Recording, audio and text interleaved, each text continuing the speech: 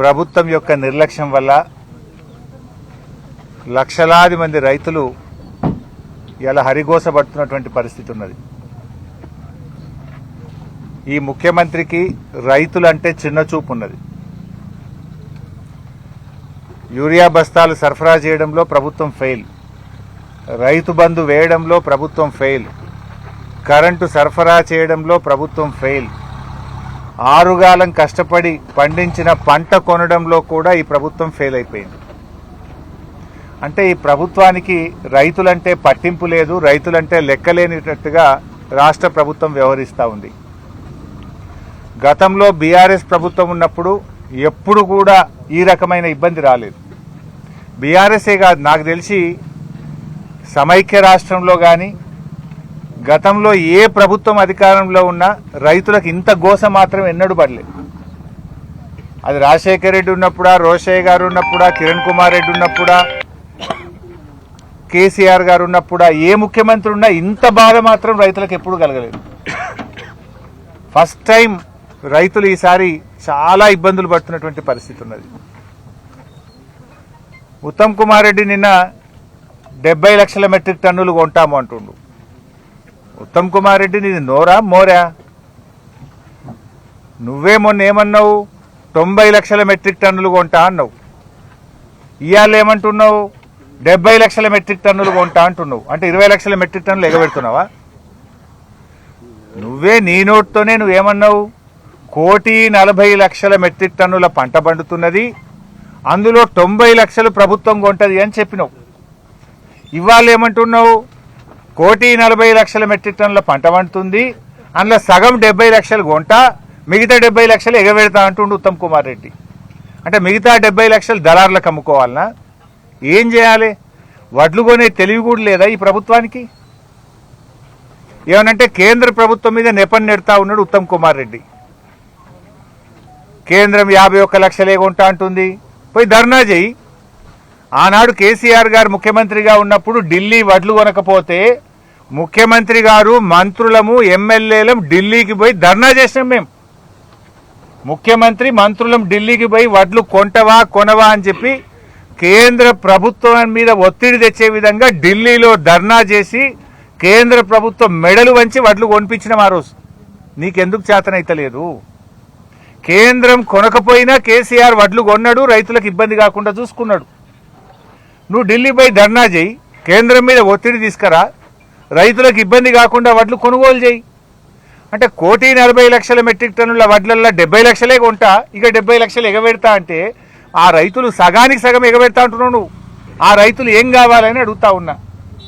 మొన్నటికి నిన్నటికి 20 లక్షల మెట్రిక్ టన్నులు ఎందుకు మాయం చేసినావని అడుగుతా ఉన్నా. రేవంత్ రెడ్డి అంటుంటాడు, ఎవరైనా తాలు పెడితే తోలు తీస్తా అని రేవంత్ రెడ్డి హైదరాబాద్లో కూర్చొని డైలాగ్ కొడతాడు. నేనే ఉత్తమ్ కుమార్ రెడ్డి అంటుండు, తాలు పెడితే నేనైతే కఠినమైన చర్యలు తీసుకుంటా మిల్లుల మీద అంటుండు. నేను అడుగుతున్నా, ఇవాళ పొద్దున్నుంచి నా నియోజకవర్గంలో నాకు 20-30 ఫోన్లు వచ్చినాయి. నంగనూరు మండలం ఖానాపూరు, ఖాతా, వెంకటాపూరు, నర్మెట, పాలమాకల, సిద్దిపేట అర్బన్ మండలంలో ఎన్సాన్పల్లి, మిట్టపల్లి, అదేవిధంగా పుల్లూరు, రావురూక్ల, రాఘవాపూరు, ఇటు మల్లారము, సికింద్లాపూర్, ఇట్లా అనేక ఫోన్లు వస్తున్నాయి.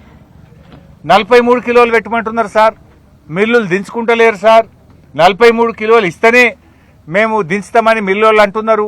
అంటే ఒక బ్యాగు మీద 2 కిలోలు ఎక్కువ పెట్టమంటున్నారు. అంటే క్వింటాల్కు 5 కిలోలు పోతుంది, ఎకరాకు 150 కిలోలు పోతుంది. అంటే రైతు ఎంత నష్టపోవాలి? ఈ తరుగు మీద మీ ప్రభుత్వం ఈ డైలాగులే తప్ప యాక్షన్ లేదా? రైతులు కానీ మా కోఆపరేటివ్ చైర్మన్లు డిఎస్ఓ గారికి ఫోన్ చేస్తే జిల్లా అధికారి ఏమంటుండంటే, మీరు మిల్లులతో మాట్లాడుకొని ఏడుకోవాడికి. డిఎస్ఓ బాధ్యత తీసుకోవాల్సిన జిల్లా అధికారి రైతులతో ఏడుకోవాడికి మీరు మిల్లులతో మాట్లాడుకోండి అని రైతులకు సమాధానం చెప్తున్నారు. ఇదా చెప్పాల్సిన బాధ్యత? ఇవాళ ఏ మంత్రి అన్నా ఈ రోజు వరకు ఒక కొనుగోలు కేంద్రానికి వచ్చిండా? ఏ అధికారి అన్నా తిరుగుతా ఉన్నారా? ఇలా పట్టింపు లేదు. ఈ రోజు రాష్ట్ర వ్యాప్తంగా రాస్తారోకోలు అవుతున్నాయి. మిట్టపల్లిలో రాస్తారోకో అవుతుంది, నంగునూరులో రాస్తారోకో అవుతుంది, చిన్నకోడూరు మండలంలో రాస్తారోకో అవుతుంది. పాపం ఏం చేయాలనో అర్థం కాక రైతులు రోడ్లు ఎక్కుతున్నా కూడా ఈ ప్రభుత్వానికి కనికరం లేకుండా పోతా ఉంది. ఇలా రోహిణి కార్త్ వచ్చినా ఇంకా కల్లాల వడ్లు అన్నీ ఉన్నాయి. రోహిణి కార్త్ వస్తే జనరల్గా రైతులు దుక్కి దున్నడం స్టార్ట్ చేస్తారు, వానకాలం ప్రిపరేషన్ స్టార్ట్ చేస్తారు. వర్షాకాలానికి వ్యవసాయ పనులు ముమ్మరంగా చేసుకునే సమయం వచ్చింది. రోహిణి కార్త్ వచ్చినా ఎక్కడి వడ్లు అక్కడనే ఉన్నాయి. 1,40,00,000 మెట్రిక్ టన్నుల వడ్లు పండితే ఇప్పుడు కొన్నది 50 లక్షలే. 1/3 కొన్నావు, ఇంకా 2 వంతులు ఉన్నది. 1 వంతు కొన్నావు, ఇంకా 2 వంతుల వడ్లు ఆనే ఉన్నాయి. రోహిణి కార్త్ వచ్చినా వడ్లు కొనే దిక్కులేని పరిస్థితి ఏర్పడ్డది. రైతులు గుండెలు బాదుకొని రోడ్లెక్కి చెప్తా ఉన్నారు. కానీ ఈ రేవంత్ రెడ్డికి, ఈ ప్రభుత్వానికి కళ్ళు కనబడతలేవు, చెవులు వినబడతలేవు. నిజంగా మీకు కళ్ళు కనబడితే రైతుల బాధలు మీకు కనబడేటి, రైతుల కన్నీళ్లు మీకు కనబడేది. గుండెలు బాదుకొని రైతులు చెప్తుంటే రైతుల బాధలు, ఆర్తనాదాలు మీ చెవులకు వినబడాలి. కానీ మీకు కళ్ళు కనబడతలేవు, చెవులు వినబడినది మొద్దు ప్రభుత్వంగా మారిపోయింది మీ ప్రభుత్వం. రైతుల గుండెలాగిపోయినా ఈ ప్రభుత్వము, ఈ రేవంత్ రెడ్డి గుండె కరగడం లేదు. కుప్పల మీదనే పిట్టల్లాగా రైతులు వాలిపోతున్నారు. నిన్న కొల్చారం మండలంలో మెదక్ జిల్లాలో ఒక రైతు చనిపోయినాడు. ఇప్పటికి రాష్ట్రంలో 10-12 మంది రైతులు చనిపోయినారు. ప్రభుత్వం ధాన్యం కొనడం లేదని బాధపడుతున్నారు. ఇప్పుడే ఒక మహిళా రైతు కలిసింది ఇక్కడ, నాగలక్ష్మి. మక్కలమ్మినము, ఇంతవరకు రూపాయి రాలే. నెల రోజులైంది సార్ నేను ఎన్సాన్పల్లిలో వడ్లు పోసి, ఇంతకు సంచులు కూడా ఇయ్యలేదని నాగలక్ష్మి చెప్తా ఉంది. ముఖ్యమంత్రి ఏం డైలాగులు కొడుతుండు? మిషన్ మోడ్లో వడ్లు కొనుండ్రు అని హైదరాబాద్లో కూర్చొని డైలాగ్ కొడుతుండు. మిషన్ మోడ్ అట. నీది మిషన్ మోడ్ కాదు రేవంత్ రెడ్డి, నీదంతా కమిషన్ మోడ్. మిషన్ మోడ్లో కొంటే నత్తలు కూడా సిగ్గుపడతాయి. నీ వడ్లు కొనే పద్ధతి చూస్తే నత్తలు కూడా సిగ్గుపడతాయి. రోహిణి కార్త్ వచ్చినా 3వ వంతు వడ్లు కొనలేను ఇప్పటికి. నీ మిషన్ మోడ్ అంతా కాగితాలకే పరిమితమైంది. నీ డైలాగ్ అంటే నీ పేపర్ టైగర్ ఏదంటే పేపర్ టైగర్ డైలాగ్లేని, పేపర్ టైగర్ మాటలని అసలు వాస్తవం లేదు. నువ్వు హైదరాబాద్లో మిషన్ మోడ్లో కొనమంటే మరి ఎందుకు కొంటలేరు? ఎందుకు తరుగు పెడతా ఉన్నారు? అరే నిన్న కేబినెట్ మీటింగ్ అయితే రైతులు ఆశగా చూసిండ్రు. మంత్రులు, ముఖ్యమంత్రి మా గురించి పట్టించుకుంటారేమో, మా గురించి ఏమైనా మాట్లాడతారేమో, ప్రభుత్వం ఏమన్నా మిల్లర్లకు, కలెక్టర్లకు డైరెక్షన్ ఇస్తుందని ఆశపడితే నిన్న కేబినెట్ మీటింగ్లో రైతుల గురించి ఒక మాట కూడా మాట్లాడలేదు మీరు. రైతుల గురించి కనీసం ఎట్లా పరిష్కరిద్దామనే ఆలోచన కూడా లేదు మీకు. ఇదే రేవంత్ రెడ్డి సిద్దిపేటకు వచ్చి రైతు భరోసా పైసలు 45 రోజుల్లో 9,000 కోట్లు వేస్తున్నా అని చెప్పిండు. మార్చి 22వ తారీఖు నాడు మేము కట్టించిన ఆయిల్ పామ్ ఫ్యాక్టరీకి రిబ్బన్ కత్తిరీయనీకి వచ్చిండు. రిబ్బన్ కత్తిరించి ఏమన్నాడు? 45 రోజుల్లో 9,000 కోట్లు మొత్తం రైతు బంధు పైసలు ఇస్తా అన్నాడు. మార్చి 22 పోయింది, ఏప్రిల్ 22 పోయింది, మే 22 పోయింది, ఇలా మే 25వ తారీఖు. నువ్వు 45 రోజులు అన్నావు, ఇలాంటికి 63 రోజులైంది. 63 రోజులైనా 2 ఎకరాలకే రైతు బంధు పడ్డది. ఇదివరకు మిగతా పైసలు పడనే లేదు. అసలు నువ్వు ఏదన్నా మాట చెప్తే మాట మీద నిలబడే రకమే కాదు. నువ్వు అన్ని అబద్దాలే చెప్తావు. నువ్వు సిద్దిపేట గడ్డ మీద 45 రోజుల్లో మొత్తం రైతు బంధు వేస్తా అని చెప్పినావు.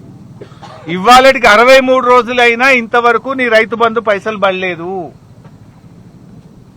నువ్వు దేవుని మీదనే ఒట్టు పెట్టి మాట తప్పిన రకం. నువ్వు కనబడ్డ దేవుని మీదలో ఒట్టు పెట్టినావు. కొమరెల్లి మల్లన్న మీద పెట్టినావు, యాదాద్రి లక్ష్మీనరసింహస్వామి మీద పెట్టినావు, ఏడుపాయల అమ్మవారి మీద పెట్టినావు, మెదక్ చర్చి మీద పెట్టినావు. 15 ఆగస్టు కల్లా రుణమాఫీ చేస్తా అన్నావు. 2 15 ఆగస్టులు పోయినాయి, ఇదివరకు రుణమాఫీ కాలే.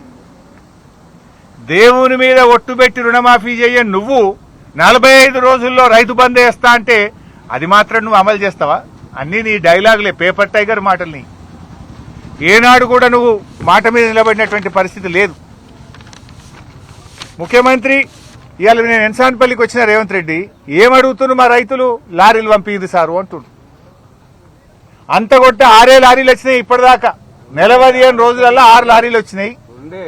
మాకుగా లారీలు పంపితే మేము మొగులైతా ఉన్నది, వాన బయటట్టుంది. ఇప్పటికీ చెదలు పట్టిపోతున్నాయి వడ్లు.